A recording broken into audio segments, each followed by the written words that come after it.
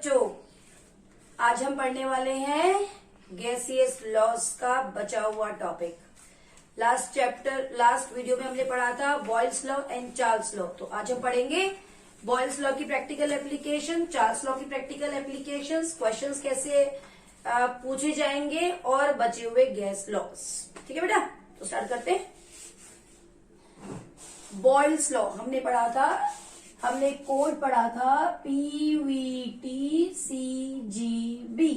B stands for boil, T stands for temperature। जब temperature और मास दोनों कांस्टेंट रखते हैं तो क्या आता है? P is inversely proportional to V। By removing this proportionality sign, I will use K is a constant. Then this equation will become PV in equals to K, that will be a constant. So first of all, a graphical question may be asked बेटा। Graphical approach कैसे करेंगे? देखिए, हमसे पूछ सकते हैं Boyle's law में graph अगर हम ड्रॉ करते हैं पीवी ग्राफ तो कैसा आता है? कैसा आएगा? देखिए, अगर आप पीवी ग्राफ कुछ ड्रॉ करते हैं तो you will get this type of graph and this will never bisect this x axis, और ये इसको भी वाई एक्सिस को भी बाइसेक्ट नहीं करेगा। अगर आपको वी को 0 पर लेके जाना है, अगर आपको वी को 0 पर लेके जाना है तो बेटा वो कब जाएगा? जब पी आपका इन्फिनिटी होगा। और अगर आपको पी को 0 पर लेके जाना है बेटा तो वो तब जाएगा जब आपका वी इन्फिनिटी होगा। ठीक है, तो क्या हो गया? जब एक एक्सिस 0 कब होती है? जब 0 होती है, दूसरा जो पैरामीटर है वो इन्फिनिटी होता है। तो ऐसे वाले पीवी ग्राफ को हम बोलते हैं रेक्टेंगुलर हाइपरबोला। रेक्टेंगुलर हाइपरबोला, और हम इसको आइसोथर्म भी बोलते हैं बेटा, क्योंकि ये कांस्टेंट टेम्परेचर पर हो रहा है। ऐसे ही अगर मान के चलो मैंने कोई टेम्परेचर कांस्टेंट किया, एक बार मैंने किसी भी गैस के ऊपर बॉयल्स कांस्टेंट 200 डिग्री केल्विन रख के उसकी रीडिंग करी, प्रेशर और वॉल्यूम में डिफरेंस देखा। एक बार 400 केल्विन रखकर प्रेशर वॉल्यूम में डिफरेंस देखा, एक बार 600 केल्विन रखकर प्रेशर वॉल्यूम में डिफरेंस देखा। तो ग्राफ तब मेरा कैसा बनेगा? देखिए, P इधर लगाएंगे, V इधर लगाया मैंने, तो 200 केल्विन पर अगर मेरा ग्राफ इधर आता है तो 400 पर आइसोथर्म कुछ ऐसा आएगा बच्चों, और 600 पर आइसोथर्म कुछ ऐसा आएगा माय डियर स्टूडेंट्स। ठीक है बेटा, तो दिस इज क्योंकि मैंने टेम्परेचर कांस्टेंट रखा है। All through out the reaction experiment my temperature is constant 200 kelvin. दूसरे में वही एक्सपेरिमेंट में 400 पर किया है, और तीसरे में वही एक्सपेरिमेंट मैंने 600 केल्विन पर किया है। तो मेरा कुछ ग्राफ ऐसे आने वाला है। ठीक है बेटा, अब अगर हमसे बोला जाए कि आप ग्राफ यहाँ पर P वर्सेस 1/V ड्रॉ करो, तो P वर्सेस 1/V मतलब डायरेक्टली प्रोपोर्शनल, मतलब ग्राफ कैसे आने वाला है? कुछ ऐसा आने वाला है ना बेटा? तो दोनों डायरेक्टली प्रोपोर्शनल है। अब देखिए, अगर हम इस ग्राफ को P और PV हमने ड्रॉ कर दिया, P/1/V ड्रॉ कर दिया। अगर हम PV वर्सेस P ड्रॉ करें, PV वर्सेस P ड्रॉ करेंगे तो क्या दिखाई देगा? देखो बच्चों, अगर मैं ग्राफ को PV वर्सेस V ड्रॉ करूं तो बेटा PV is constant. This is parallel to x-axis. Similarly, if PV is drawn against P, then I will get constant। PV आपको constant मिलेगा, और P की वैल्यू कुछ भी हो, इससे कोई फर्क पड़ने वाला नहीं है। ठीक है, तो ये ग्राफ हमें कुछ इस तरीके से दिखाई देंगे। और अगर हमें यहाँ पर दे दिया जाए, कौन सा ग्राफ दे दिया जाए? आई मीन मतलब log P और log V के बीच में ग्राफ दे दिया जाए, log V के बीच में, तब आप क्या करोगे? आपके पास ये इक्वेशन है PV इक्वल्स टू K, आप दोनों का लॉगरिथम ले लो, log PV equals to log K हो जाएगा बेटा, और log P की plus log V equals to हो जाएगा log K। और फिर आप क्या करोगे? इसको स्ट्रेट लाइन इक्वेशन से कंपेयर करोगे। क्या होती है straight line equation? y equals to mx plus c is a constant, है ना बेटा? और x एक्सिस पर हमें क्या रखना है? v log v। ठीक है, तो ये एक्स एक्सिस पर हम log v रखेंगे, वाई एक्सिस पर हम log p रखेंगे। देखिए हम कैसे लिखेंगे इक्वेशन को, log p इक्वल्स टू, उधर लेके जाओगे तो किसकी हो जाएगी, minus log v plus log k। ठीक है बेटा, और this is a constant, that's why it will be a intercept. ठीक है, और ये क्या है, माइनस log v, मेरा log v मुझे एक्स एक्सिस पर ड्रॉ करना है, तो क्या हो जाएगा बेटा, अगर मैं यहां पर ड्रॉ करूंगी तो ग्राफ, तो log p और log v के बीच में अगर मैं कुछ ग्राफ ड्रॉ करूंगी तो मेरा ऐसे कुछ आने वाला है। ये मेरा कांस्टेंट है log k। ठीक है बच्चों, तो ये कुछ ग्राफ आपको ऐसे दिखाई देगा, और आपको ग्राफिकल ही क्वेश्चन पूछ सकते हैं। आपसे कैसे क्वेश्चन पूछेंगे इसको अभी हम आगे पढ़ने वाले हैं। तो ये है इसका ग्राफिकल स्केच, किसका, बॉयल्स लॉ का। अभी आपसे क्या, बॉयल्स लॉ को हम किससे रिलेट कर सकते हैं, हम गैस की डेंसिटी भी निकाल सकते हैं बेटा। कैसे निकालेंगे गैस की डेंसिटी, देखो डेंसिटी क्या होता है, पीवी हमने क्या निकाला बॉयल्स लॉ से, पीवी इक्वल्स टू के, और अगर मैं वी निकालू तो क्या बनेगा मेरा, के अपॉन पी। चलिए मैंने वी की वैल्यू निकाल दी।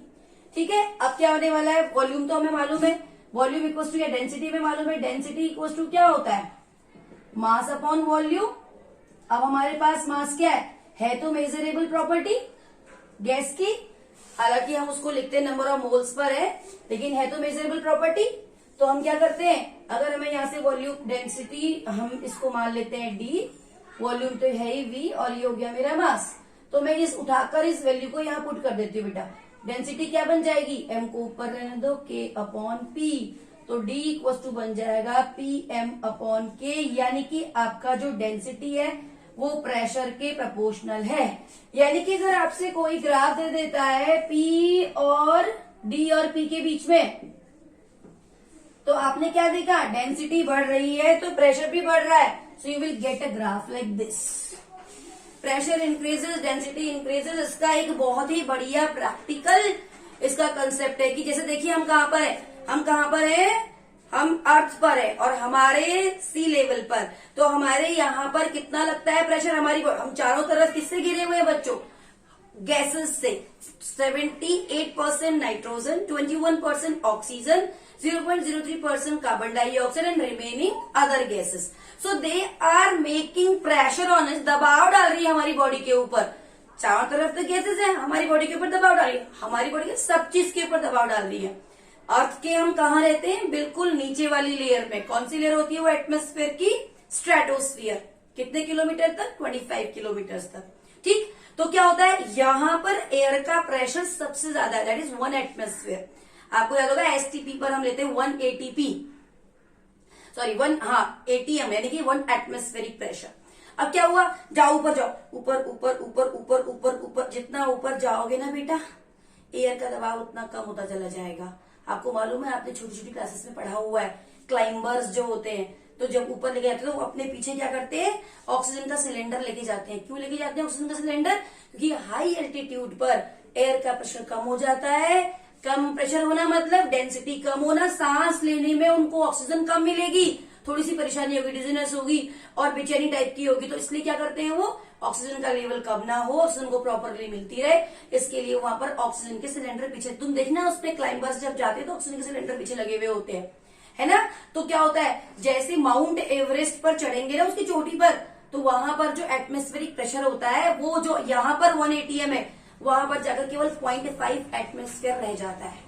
तो ये इसका एक प्रैक्टिकल एप्लीकेशन है बॉयल्स लॉ का, कि जितना ज्यादा आप ऊपर जाओगे हाई एल्टीट्यूड पर, उतना प्रेशर क्या हो जाएगा गैस का, कम हो जाएगा। जितना नीचे, छोटी छोटी क्लासें पढ़ाते भी हैं कि प्रेशर कुकर में अगर हाई एल्टीट्यूड पर जाते हैं तो दाल देर में क्यों बॉईल होती है ना, अर्थ पर जल्दी बॉईल हो जाती है सरफेस पर।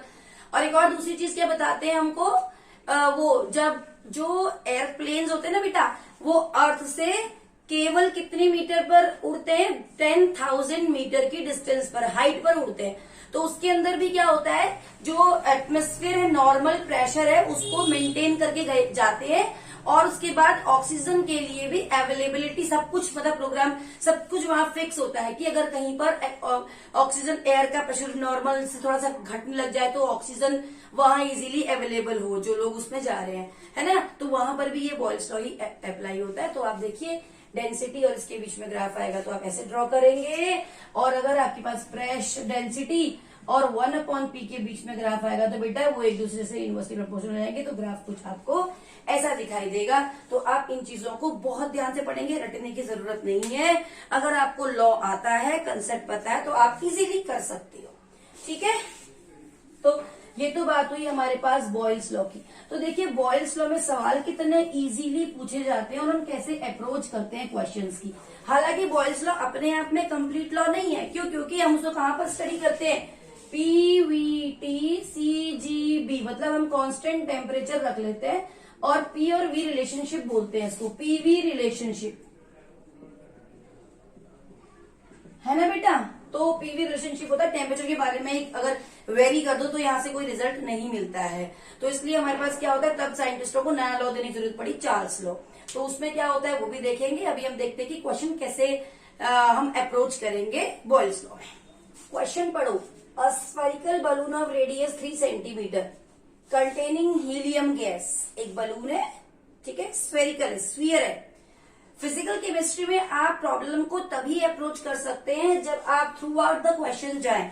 कहीं पर भी आप अटक रहे हैं तो आप क्वेश्चन नहीं कर पाएंगे। इसलिए आप जो चीजें पढ़ चुके हैं उन चीजों की बार बार प्रैक्टिस करें, उनको ज्यादा स्ट्रांग बनाएं, क्योंकि सिली मिस्टेक्स को अवॉइड करना ही बहुत जरूरी है यहाँ पर। तो देखिए थ्रू आउट द क्वेश्चन कैसे पढ़ना है आपको। स्फेरिकल बलून, स्फीयर लेना है ऑब्वियसली, तो जगह जहां पर होगी बस स्फीयर की फॉर्म में होगी। बलून है, रेडियस उसका 3 सेंटीमीटर दे रखा है, कंटेनिंग हीलियम गैस, उसके अंदर हीलियम गैस है। ठीक है, चलो अप्रोच करो क्वेश्चन की। ये बलून है, स्फेरिकल है, 3 सेंटीमीटर का रेडियस है। ठीक है, इसको हम R1 मान लेते हैं। चलो अब क्या बोल रहे हैं, प्रेशर ऑफ इसके तो जो प्रेशर है P1 मान लो, जो गैस हीलियम भरी हुई है उसका जो प्रेशर है वो कितना है, 48 इंटू 10⁻³ बार। चलो ये हो गया। और एट द सेम टेम्परेचर, उसी टेम्परेचर पर the pressure of a spherical balloon of radius 12 centimetre. चलो एक और बलून है, उसका रेडियस 12 सेंटीमीटर है बट टेम्परेचर सेम है बेटा, R2 12 सेंटीमीटर, टेम्परेचर वही है। ठीक, and the pressure of a spherical balloon of radius 12 centimetre. ठीक है, पढ़िए 12 सेंटीमीटर, द सेम अमाउंट। देखो बेटा क्या दिया है, सेम अमाउंट। जैसे ही आपको सेम अमाउंट मिलता है और सेम टेम्परेचर मिलता है, आपका दिमाग क्या खटकना चाहिए, सेम टेम्परेचर सेम अमाउंट, क्या बॉयल्स लॉ। कुछ नहीं करना, हमें सीधा बॉयल्स लॉ लगाना है। इसके अंदर भी हीलियम गैस है, अमाउंट भी सेम है, मतलब मास सेम, मास और सेम टेम्परेचर पर चलता है। और आपको एक खास बात बताऊं, ये जो सवाल पूछा गया था 2020 सितंबर में जेईई मेंस में पूछा हुआ सवाल है। देखिए कितना आसान सवाल है।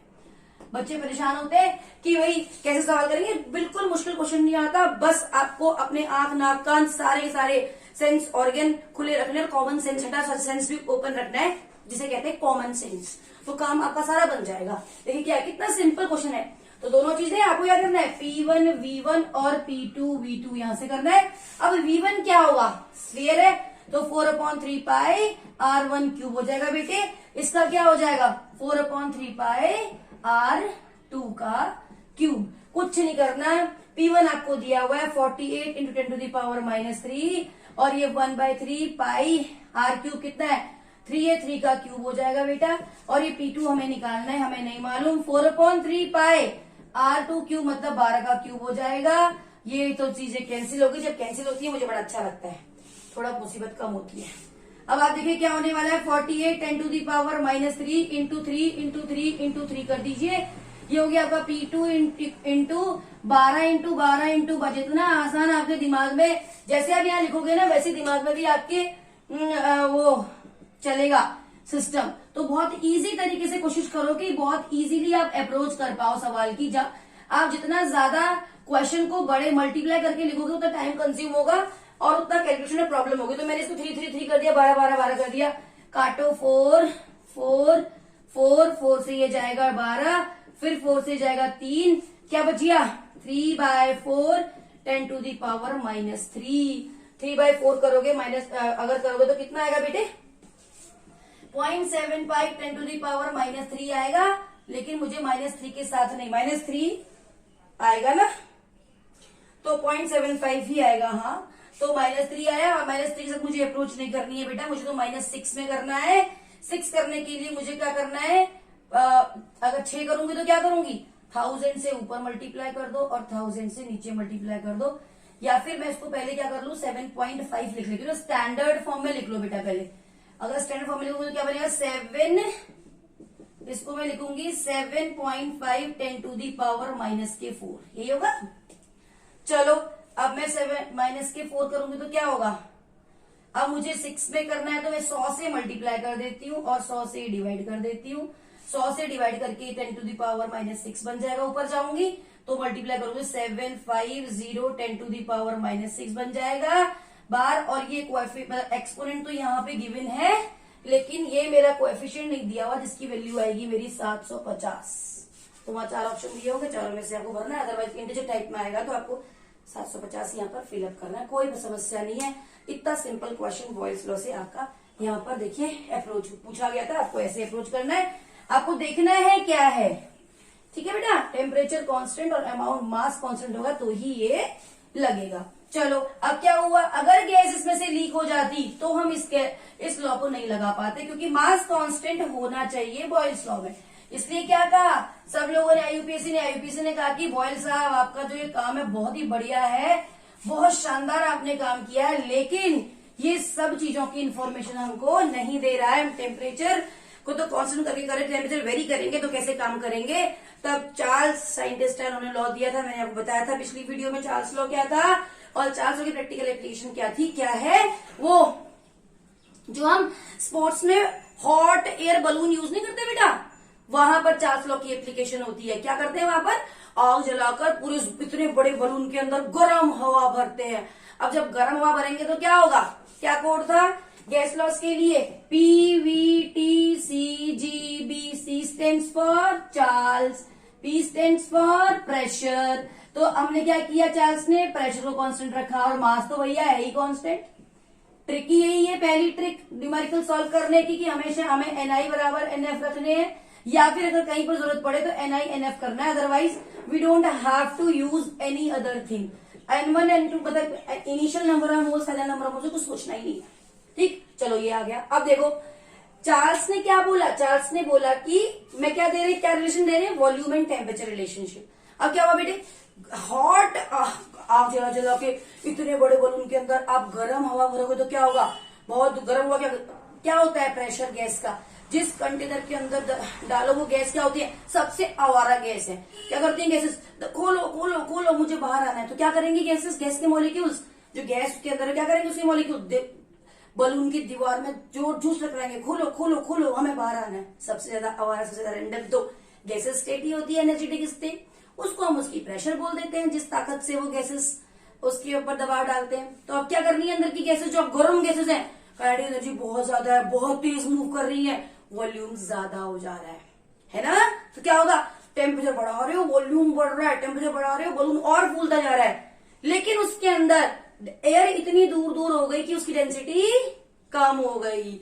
डेंसिटी कम होने की वजह से क्या हो गया, ज्यादा जगह में कम एयर आ रही है। इसीलिए तो बोलते हैं हम, जो हल्की चीज होती है, हल्की चीज होती है वो क्या होती है, सॉरी जो गर्म चीज होती है वो क्या होती है, हल्की होती है। जैसे सर्दियों में आप जाते होगे, पानी में भी जलता है, गर्म चीज हमेशा हल्की होती है।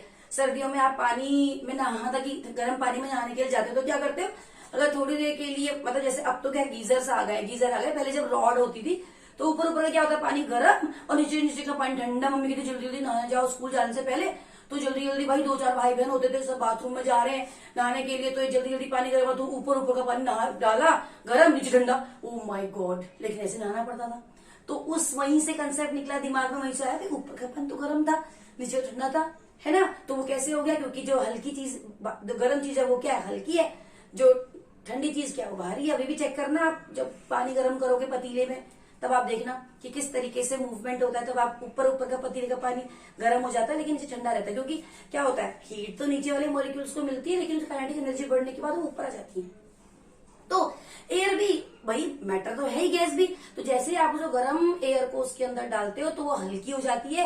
हल्की होने की वजह से एटमोस्फेयर में जब उसको छोड़ते हो तो अपनी भारी भारी हवा को पीछे को छोड़ते हुए बलून ऊपर की तरफ निकलता है ना। और स्पोर्ट्स में क्या करते हैं, पहाड़ी रीजन में, पहाड़ों में उस बलून के ऊपर मतलब नीचे वो लगा देते हैं, बहुत बड़ा बलून भर देते हैं और लोगों को बिठा देते हैं, वहां से भी पूरे पहाड़ की सैर करके आते हैं, बड़ा मजा आता है लोगों को, है ना। और स्पोर्ट्स में भी तो उसका यूज होता ही है। तो वहां पर जो लगाओगे आप, चार्ल्स लॉ लगाओगे। एक और काम की बात, कोई भी गैस बहुत लो प्रेशर पर और बहुत हाई टेम्परेचर पर चार्ल्स लॉ को फॉलो करेगी, ऑल गैसेस, जितनी भी गैसेस हैं, ठीक है बेटा।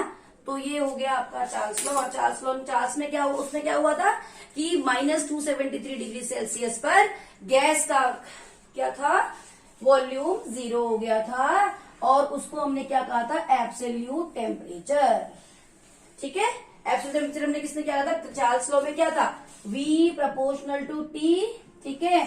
अगर हम ग्राफ ड्रॉ करते हैं तो हमारा ग्राफ कुछ ऐसा आया था, यहाँ 0 डिग्री सेल्सियस पर V0 वॉल्यूम था, और यहाँ से जैसे ही हम 273 कर रहे थे टेम्परेचर डिग्री सेल्सियस, तो ये बन जा रहा था बेटा ट्वाइस ऑफ V0, और जब हम पीछे लेके आ रहे थे ग्राफ को -273 डिग्री सेल्सियस पर, तो ये बन जा रहा था आपका क्या, यहाँ पर वॉल्यूम क्या हो जा रहा था, 0।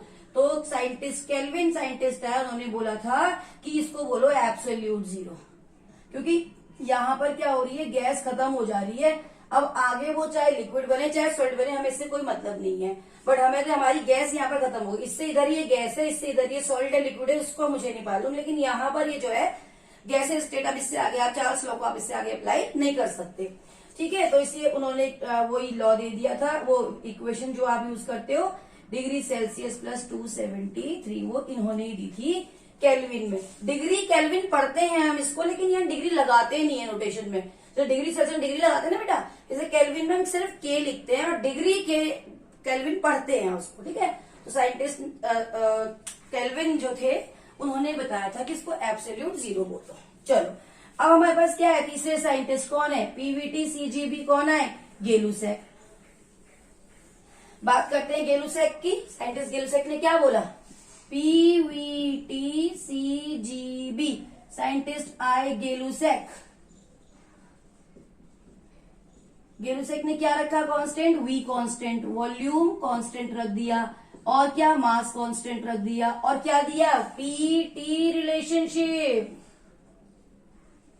अब पीटी रिलेशनशिप में इन्होंने क्या बोला, इन्होंने क्या कहा कि ऐसा करते हैं, वॉल्यूम एक रिजिड बॉडी, बहुत खतरनाक बॉडी जो कि बिल्कुल क्या नहीं मानती, बिल्कुल हिले ना, दबाने से दबे ना, कुछ भी ना हो, एक्सपेंड भी ना हो, कॉन्ट्रैक्ट कंप्रेस भी ना हो। चलो भाई ऐसी कोई बॉडी ले ली और बोला कि चलो इसके अंदर स्टडी करते हैं। तो उन्होंने क्या किया, जब स्टडी किया उन्होंने बोला कि मान लो कि 0 डिग्री सेल्सियस पर द प्रेशर ऑफ गैस जो है वो उन्होंने P0 को मान लिया 0 है भाई, ठीक है, 0 है। फिर उन्होंने क्या किया, उसका टेम्परेचर धीरे धीरे बढ़ा के देखा। उन्होंने बोला कि +1 पर प्रेशर चेक करता हूं। जब +1 पर चेक किया, 0 नहीं मतलब P0 चेक किया, तो उन्होंने बोला P0 प्लस P0 अपॉन 273 आया बेटे, +1 डिग्री सेल्सियस पर, मतलब आप बोलो 1 P0। ऐसे +2 डिग्री सेल्सियस पर क्या हुआ, इस P0 का 2 P0 अपॉन 273 हो गया। सिमिलरली +3 डिग्री सेल्सियस पर क्या हुआ बच्चों, P0 प्लस 3 P0 अपॉन 273, बताओ। और ऐसे ही अगर +273 केल्विन पर डिग्री सेल्सियस पर करेंगे तो P0 प्लस 273 P0 अपॉन 273 हो जाएगा बेटा, और ये बन गया ट्वाइस ऑफ P0। लो भैया, गेलुसैक साहब ने चार्ल्स साहब से कहा, चार्ल्स साहब वहां वॉल्यूम डबल हुआ था, वहां मेरा प्रेशर भी डबल हो रहा है। कहां पर, इस टेम्परेचर पर, ठीक है। फिर उन्होंने क्या बोला कि सर घटा के भी देखते हैं। तो जब उन्होंने इस टेम्परेचर घटा के देखा, बेटा देखो माइनस, पहले 0 पर तो था ही वो P0, -1 डिग्री सेल्सियस पर क्या हो गया, जितना बढ़ा था उतना ही कम हो गया। इनिशियल प्रेशर का 1 बाय क्या बोल सकते हैं 273 पार्ट कम हो गया। अगर प्लस -2 और पीछे जाए 1 डिग्री सेल्सियस तो क्या होगा और कम हो गया, और जाए 1 डिग्री सेल्सियस पीछे तो क्या हो गया और कम हो गया, और जाए पीछे जाते रहे तो क्या हो जाएगा।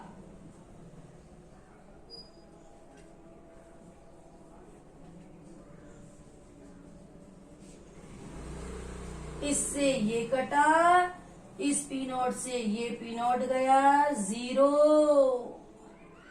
लो भैया स्टैंप लग गई चार्ल्स लॉ पर। फुल एंड फाइनल क्या हो गया, इन्होंने बोला चार्ल्स साहब ये तो बहुत ही बढ़िया आंसर आ रहा है।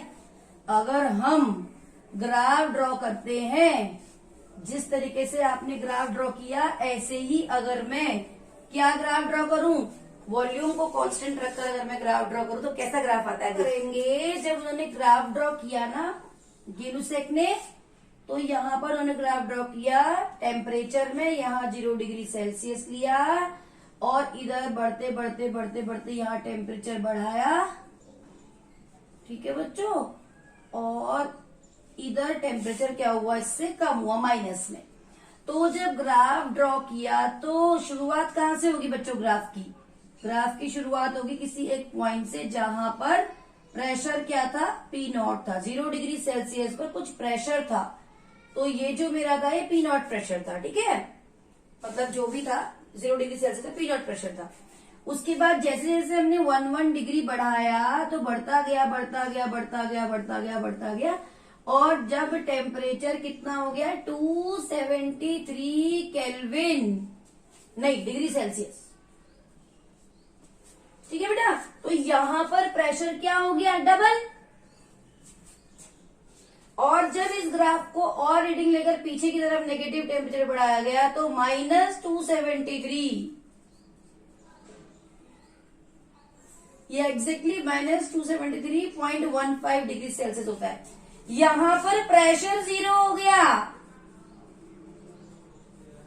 और प्रेशर किसकी प्रॉपर्टी है, गैस को नापने की प्रॉपर्टी है प्रेशर।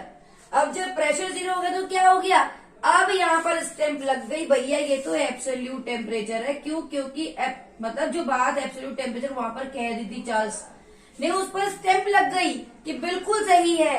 क्योंकि यहाँ पर क्या हुआ, वॉल्यूम तो 0 आप कह चुके हो, मैं भी कह रहा हूँ कि प्रेशर 0 है, मतलब 101% गारंटी है कि इससे आगे गैस नहीं है। वो लिक्विड में कन्वर्ट हो चुकी है, वो सॉलिड में कन्वर्ट हो चुकी है, लेकिन गैस नहीं है, इसकी गारंटी है।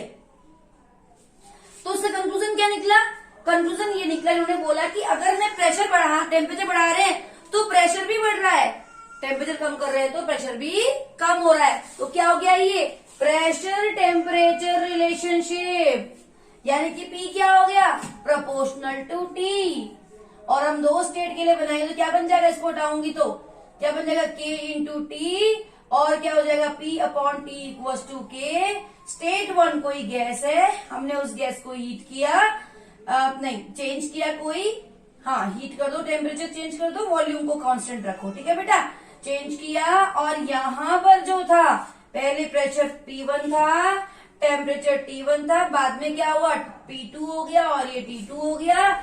तो जो इक्वेशन बन के आएगी वो बन के आएगी P1 upon T1 equal to P2 upon T2। This is our Gay Lussac's law बेटा, Gay Lussac's law at constant volume. कुछ नहीं है, बहुत सिंपल है, चार्ल्स लॉ की तरह ही फॉलो होता है। बस चार्ल्स लॉ में हमें क्या कांस्टेंट रखना है, PVT CGB pressure constant, volume temperature relationship. Gay Lussac में हमें क्या कांस्टेंट रखना है, वॉल्यूम कांस्टेंट रखना है, प्रेशर टेम्परेचर रिलेशनशिप।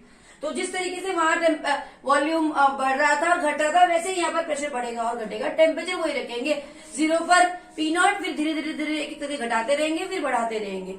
जब बढ़ाएंगे तो प्लस 273 पर प्रेशर डबल, वॉल्यूम भी डबल, और यहाँ पर प्रेशर 0 तो वॉल्यूम भी 0, तो हो गया, गारंटी हो गई एब्सोल्यूट टेम्परेचर की। भैया यही एब्सोल्यूट टेम्परेचर है, क्योंकि यहाँ पे ना तो वॉल्यूम है और ना ही प्रेशर है, मतलब गैस खत्म हो चुकी है, इसके आगे आप गैस स्टेट नहीं पढ़ोगे।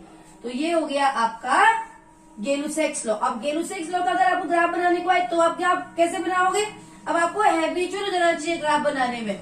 क्यों, क्योंकि आप देखिए P प्रोपोर्शनल टू T, क्या है, P प्रोपोर्शनल टू T है। अब आप ग्राफ ड्रॉ करो। अगर आपको PT ग्राफ बोलेंगे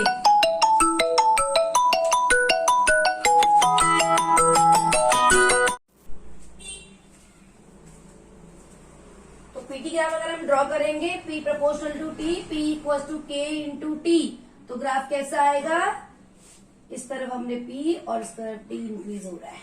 और अगर हम यहाँ पर P और 1/T करेंगे तो ग्राफ कैसा आएगा, ऐसा। ऐसे ही हम log P और log T करेंगे तब भी ग्राफ कैसा आएगा, ऐसा।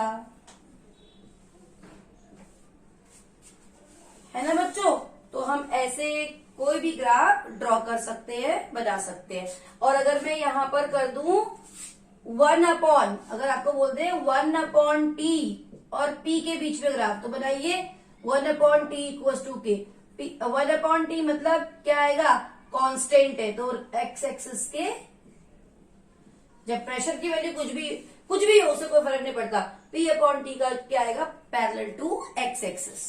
तो आप इस तरीके से चेक करोगे वहां पर क्या दिया हुआ है, उसके अकॉर्डिंग आप बताओगे कौन सा लॉ फॉलो कर रहा है या फिर नहीं कर रहा है। ठीक है बेटा। तो हम इस तरीके से चार्ल्स लॉ के को अप्रोच करेंगे। अभी इसके ऊपर एक साथ देखिए क्वेश्चंस करेंगे, किस तरीके से हम पुट करेंगे क्वेश्चंस में सारी वैल्यूज, और कैसे पता करेंगे कौन सा लॉ लगता है। शायद ये फिर नेक्स्ट वीडियो में ही हो पाएगा। तो देखो अभी हम क्या करते हैं, नेक्स्ट लॉ। तो हमारे कितने हो गए, PVTCGB, Boyle law, Gay Lussac's law, Charles law हम पढ़ चुके हैं। अब हमारे पास क्या होने वाला है, एवोगैड्रोज हाइपोथेसिस। एवोगैड्रोज हाइपोथेसिस में तुम्हें कुछ नहीं करना है, तुम्हें ये हाइपोथेसिस है, आप इसको लॉ भी बोलते हैं, बट ये हाइपोथेसिस है।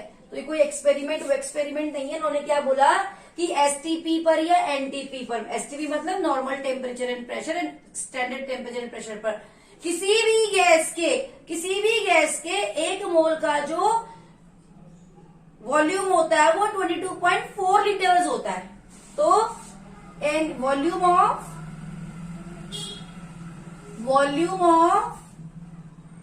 1 मोल ऑफ any gas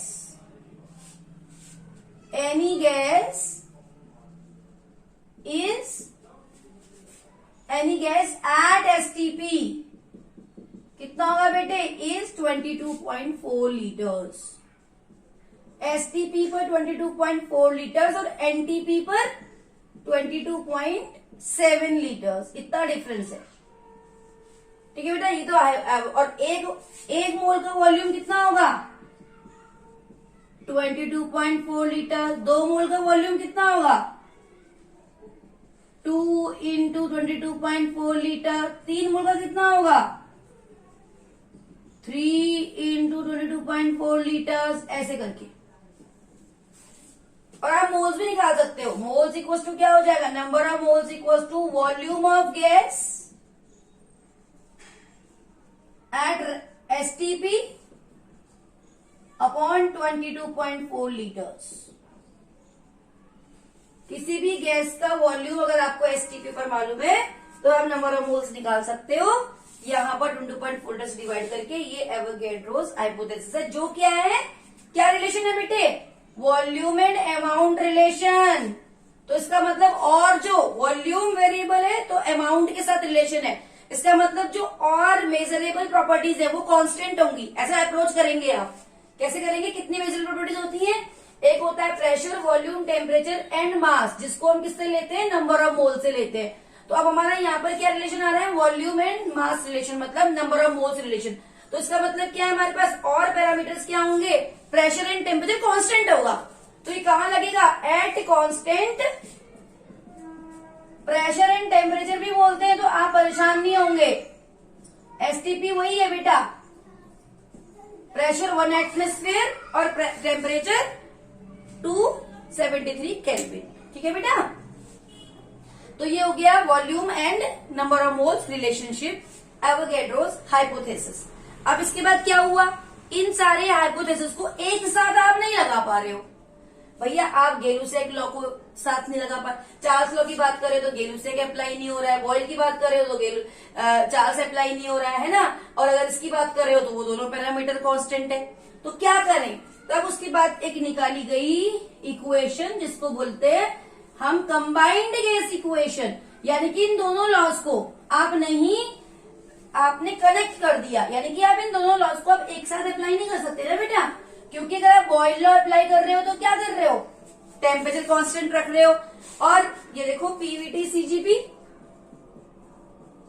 भाई आप बॉयल्स लॉ अप्लाई कर रहे हो तो टेम्परेचर कांस्टेंट रख रहे हो, प्रेशर वॉल्यूम को वेरिएबल उनको स्टडी कर रहे हो।